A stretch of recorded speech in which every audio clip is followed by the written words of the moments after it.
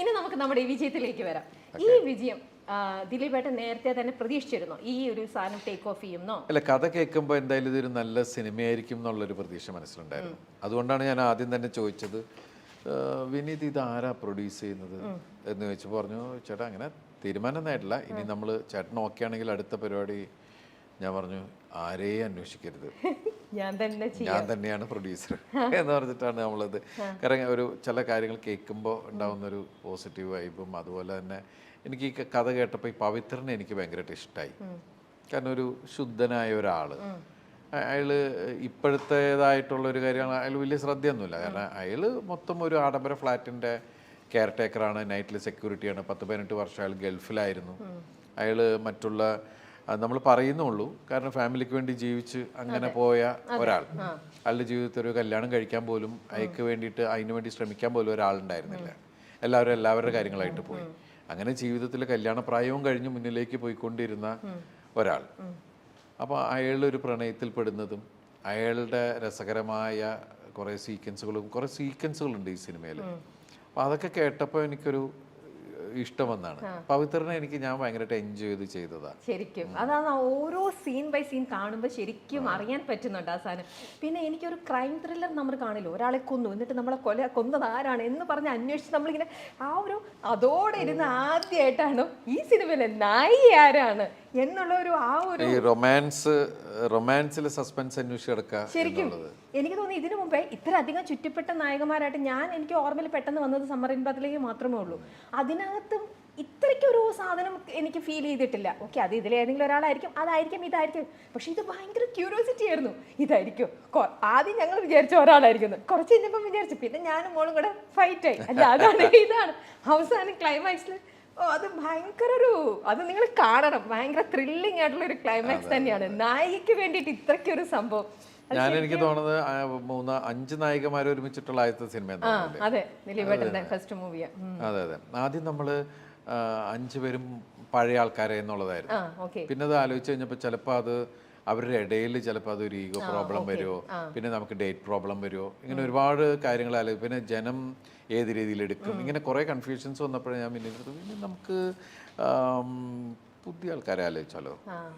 അവരെന്ന് വെച്ചാൽ ചേട്ടാ അത് എൻ്റെ മനസ്സിലുണ്ട്, പുതിയതാണെങ്കിൽ നമുക്ക് കുറേ ഒരു ലിബറലായിട്ട് നമുക്ക് വർക്ക് ചെയ്യാൻ പറ്റുന്ന, കാരണം ഡേറ്റ്സിന് പ്രോബ്ലം ഉണ്ടാവില്ല, നമ്മുടെ കൂടെ ഉണ്ടാവും. അപ്പോൾ എപ്പോൾ വേണേലും അങ്ങോട്ടും ഇങ്ങോട്ടും ഏത് സീൻ വേണേലും എടുക്കാം, അങ്ങനെയൊക്കെയുള്ള കാര്യങ്ങളുണ്ട്. പിന്നെ ഈ പഴയ ആൾക്കാർക്ക് ഇത് പുതിയ ആൾക്കാർക്ക് ഫീൽ ചെയ്യില്ല. അങ്ങനെ ഞാൻ പറഞ്ഞാൽ നമുക്കത് ഫിക്സ് ചെയ്യാം, അതിൽ വേറെ ടെൻഷനൊന്നുമില്ല. പക്ഷെ കണ്ടുപിടിക്കേണ്ട ഉത്തരവാദിത്വം വിനീതിൻ്റെയാണ് എന്ന് പറഞ്ഞിട്ടാണ് പിന്നെ ഓഡീഷനൊക്കെ വെച്ചിട്ട് പിന്നെ കുറേ പിന്നെ ഓരോ ആൾക്കാരെ അവരുടെ വീഡിയോസൊക്കെ കണ്ട് ഇങ്ങനെ നമ്മുടെ അടുത്ത് കൊണ്ടുവരും. അങ്ങനെ നോക്കി നമുക്ക് ഇന്നാളെ അങ്ങനെയാണ്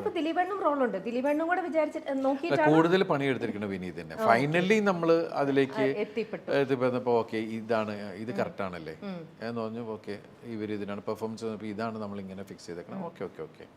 അതിൽ ഒരാൾ മാത്രമാണ് അതിന് മുമ്പ് ഏതൊരു സിനിമയിൽ അഭിനയിച്ചിട്ടുണ്ട്. അങ്ങനെ പക്ഷെ എന്നാലും കുഴപ്പമില്ല. പക്ഷെ ഈ സിനിമയ്ക്ക് എല്ലാവരും കറക്റ്റ് ആയിട്ടുള്ള എത്ര നായികമാരായി, എവിടെ തിരിഞ്ഞ അടുത്ത സീനിൽ പുതിയൊരു നായിക, അങ്ങനത്തെ ഒരു സാധനം, അതൊരു വേറിട്ട ഒരു അനുഭവം തന്നെയായിരുന്നു. ഇനി നമുക്ക് ഈ പവിയിലേക്ക് വന്നു കഴിഞ്ഞാൽ, ഈ പവിനെ പോലെ തന്നെ ഒരു അങ്ങനത്തെ ഒരു ഒറ്റബുദ്ധിക്കാരനാണോ ശരിക്കും പറഞ്ഞ ദിലീപേട്ടൻ? എനിക്ക് എൻ്റെ അറിവിൽ ദിലീപേട്ടൻ അങ്ങനെ ഒരാളല്ല. ഇല്ല, പവിത്രനെ കുറിച്ചാണല്ലോ സംസാരിക്കുന്നത്. അതെ, അങ്ങനെയല്ല. അങ്ങനത്തെ എന്തെങ്കിലും ഒരു ഒറ്റബുദ്ധിയിൽ പവിത്രൻ എല്ലായിടത്തും പോയി അബദ്ധത്തിൽ പെടുവാണ്. എത്ര അബദ്ധങ്ങളാണ്. ഇയാൾക്ക് ഒരാവശ്യമില്ല. ഇപ്പൊ ഞാൻ വിനീതന്നെ അത് പറഞ്ഞ് കളിയാക്കും, ചേട്ടാ ഞാനിത് നിങ്ങളിലാണ് കണ്ടേക്കണേ. അപ്പൊ ഞാൻ ഒന്നുമില്ല, ഞാൻ അഭിനയിച്ച് കഴിഞ്ഞിട്ട് ഞാൻ ഈ മോണിറ്ററിൽ പോയി, ഇപ്പൊ നമുക്കിത് കാണാലോ.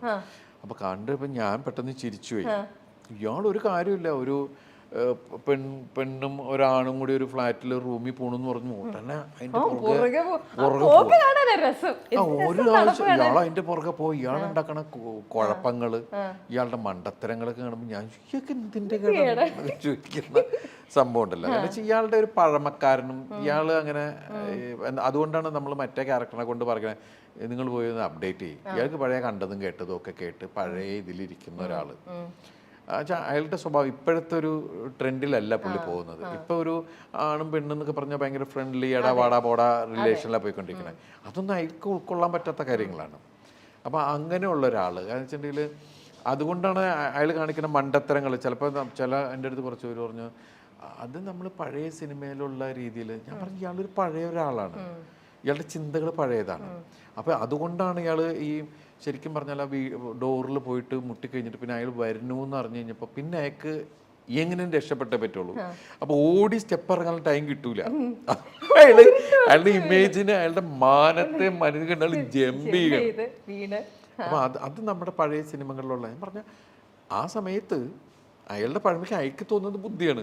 ഞാൻ അത് കണ്ടിട്ടാണ് ഇയൊക്കെ എന്തിന്റെ കേട്ടാണ്. അപ്പൊ വിനീത് പറഞ്ഞു ചിലപ്പോൾ ചേട്ടാ ഇപ്പോഴത്തെ ഒരു ഇതില് ചാട്ടം നമുക്ക് വേണോ, അതല്ലാതെ നമുക്ക് വേറെ ആംഗിൾ എന്തെങ്കിലും പിടിച്ചാലോ എന്ന് പറഞ്ഞു. ഇയാളുടെ സ്വഭാവത്തിന് ഇയാൾക്ക് അതേ ചെയ്യാൻ പറ്റുള്ളൂ. ചെരുപ്പ് ഊരിയിട്ട് ആരെങ്കിലും ചെയ്യുമോ, സ്റ്റെപ്പ് ചാടുക എന്നൊക്കെ പറയണത് അതാണ് ഇയാളുടെ. വന്നിട്ട് ഇയാൾ വന്ന് പറയണ മാറ്റർ വേറെയും ഒക്കെ പറയാം. അപ്പൊ അതൊക്കെ ഒരു ആ രീതിയില്ല, അല്ലാണ്ട് അത് നമ്മൾ അപ്ഡേറ്റ് ചെയ്യാത്തതിൻ്റെ അല്ലേ, നമ്മൾ കഥാപാത്രത്തിനെയാണ് പിടിച്ചിരിക്കുന്നത്. അങ്ങനെയൊക്കെ എത്തി. ഇപ്പം ഇനി ഈ സിനിമയിൽ എടുത്തു പറയേണ്ട ഒന്ന് നമ്മുടെ ബ്രോയാണ്. അത് തമ്മിലുള്ള ആ ഒരു അറ്റാച്ച്മെൻറ്റ് ഈ കാണുമ്പോൾ ഉണ്ടല്ലോ നമുക്കങ്ങ് ഭയങ്കര ടച്ചിങ് ആയിട്ടുള്ള ഒരു സംഭവം തന്നെയായിരുന്നു. ഇപ്പം ദിലീപേട്ടനെ വെച്ച് നോക്കുമ്പോൾ ദിലീപേട്ടന് ഡയാനയുണ്ട്, അർജുനുണ്ട്, ബ്രോയുണ്ട്. ഇതിലിപ്പം പെട്ടെന്ന് ദിലീപേട്ടനായിട്ട് ആദ്യം അടുത്തത് ഇതിൽ ആരായിരിക്കും? അർജുന ആണോ? എത്ര സമയത്തിനുള്ളിൽ അർജുൻ എടുത്തു? അർജുൻ വന്ന് കുറച്ച് ദിവസം. അർജുൻ എന്ന് പറഞ്ഞാൽ എന്നേക്കാൾ കൂടുതൽ ഫെസിലിറ്റി ആണെന്ന് അർജുൻ. ഞാൻ പടത്തിൽ യൂറോപ്പിലാണ്, പക്ഷെ അർജുന് AC അന്നൊക്കെ AC റൂം അത് അതിന് നോക്കാൻ ആൾക്കാർ. പക്ഷെ അർജുനായിട്ട് അടുത്ത് കഴിഞ്ഞപ്പോൾ ഈ അർജുന് അവർ ഭയങ്കരമായിട്ട് സ്ട്രിക്റ്റ് ഇതായിരുന്നു ട്രെയിനേഴ്സ് അവർ അതിൻ്റെ. അപ്പോൾ ബ്രില്യൻ്റ് ഡോഗായിരുന്നു. ഞാൻ ഇത്രയും നായ്ക്കളുടെ കൂടെ അഭിനയിച്ചതിൽ ഏറ്റവും ബ്രില്യൻ്റ് അർജുനാണ്.